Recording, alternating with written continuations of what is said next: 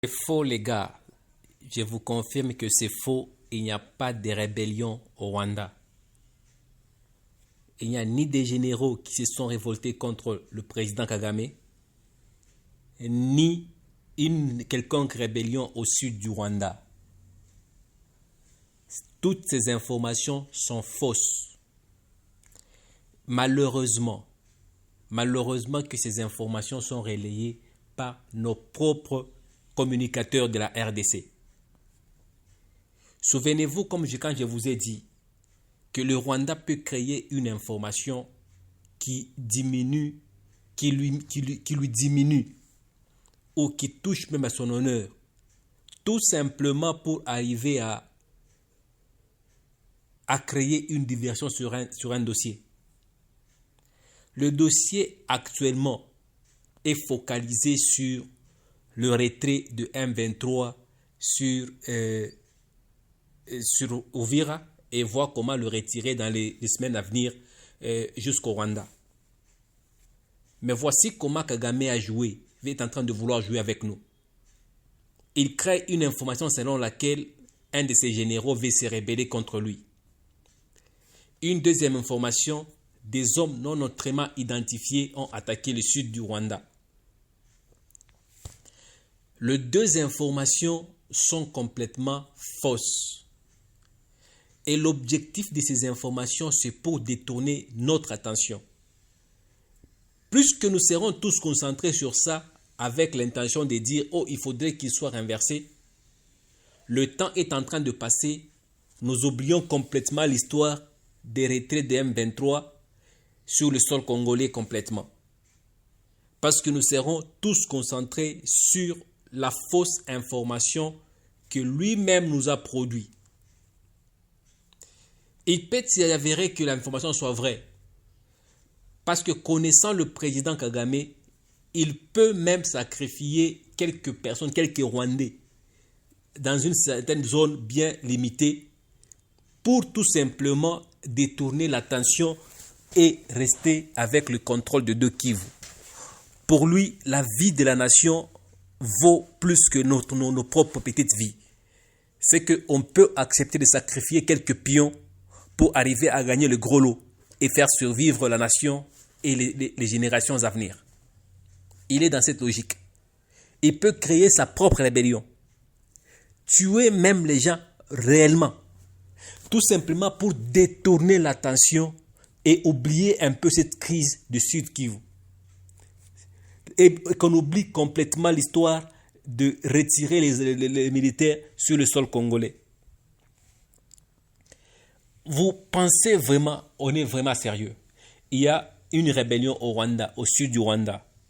Le Rwanda n'a pas beaucoup de militaires, mais qu'il accepte de subir cette rébellion qui peut renverser le président Kagame à tout moment et garder tous ces militaires-là au Congo.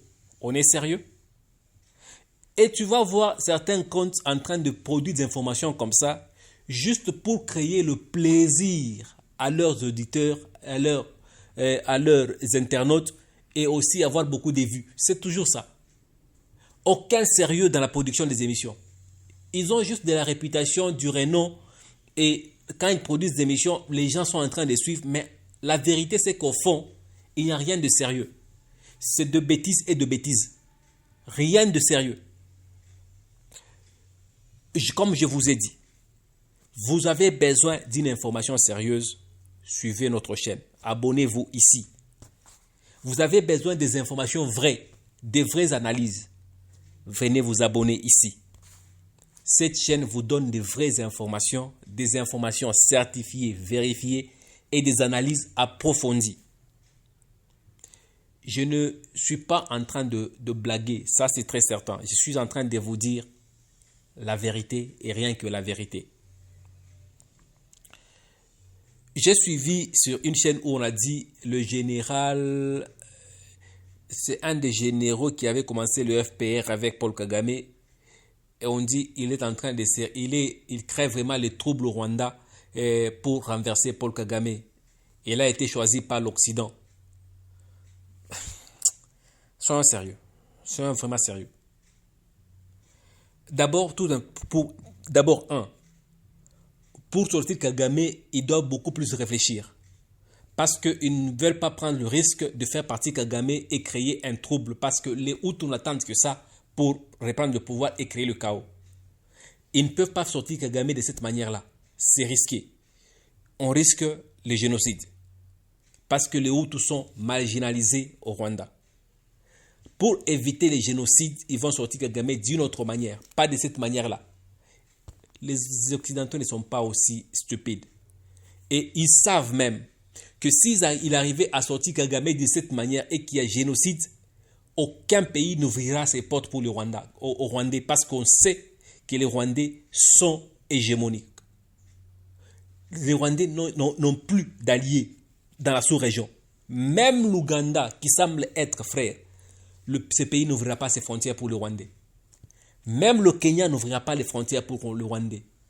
Au Congo, ils n'essaieront même pas de venir. Et l'Occident connaît cela, ils savent que rien, si jamais le génocide s'est produit au Rwanda, c'est que ça va produire beaucoup de morts et aucun pays n'acceptera de recevoir les fouillards. Et ils ne prendront jamais et alors jamais ce chemin. Réfléchissons un peu avant de produire une émission. Et même avant de suivre une émission, avant de suivre de bêtises comme cela, réfléchissons. Ça, ce sont des histoires que les gens vous produisent juste pour vous plaire et vous permettre de suivre, de revenir suivre leurs émissions, suivre leurs chaînes, leur donner des vues. Aucune réflexion à l'intérieur. Kagame ne fait jamais rien au hasard. Il réfléchit 2 fois plus que la plupart des présidents dans la sous-région, voire même au monde. Il est prêt à sacrifier des pions. En tout cas, il utilise vraiment l'art de la guerre et de la ruse comme il faut.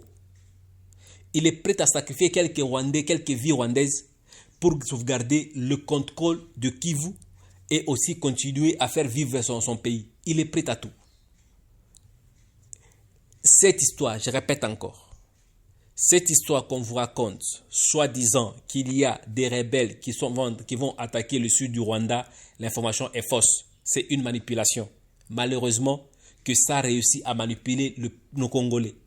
Comme je vous ai dit, c'est l'information des Congolais qui sera relayée, qui sera prise par des médias sérieux, qui vont demander au Rwanda de la confirmation et qui vont prendre cette information, qui va maintenant envoyer dans le milieu diplomatique et cette information va produire des effets. Le Rwanda utilise nos propres communicateurs pour passer son message. Soyons très sérieux. Soyons très sérieux. Avant de dire quoi que ce soit, avant de raconter nos vies, soyons sérieux.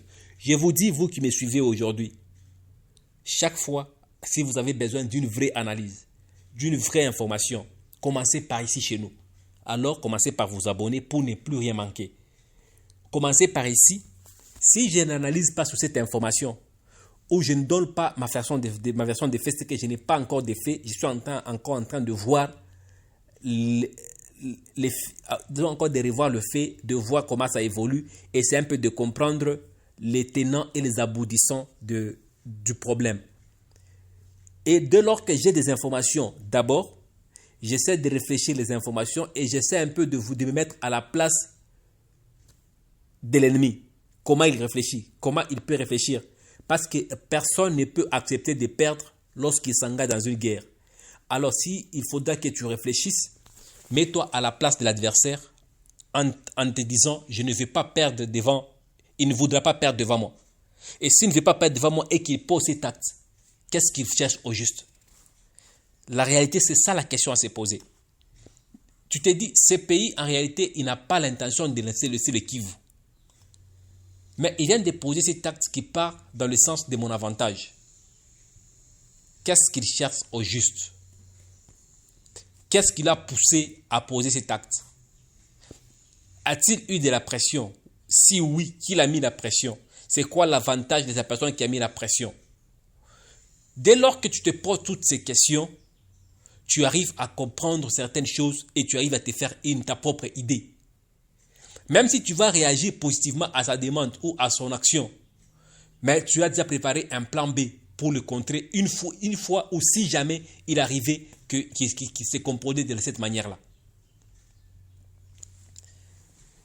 Mais la vérité, c'est que moi, je condamne le ministre de Communication qui, en réalité, je crois humblement qu'il a un réseau de communicateurs ou il a une armée numérique qu'il a déjà choisie. Les gens qui ont de l'ancrage, les gens qui ont de l'aura, les gens qui sont vraiment connus, qui ont de l'influence.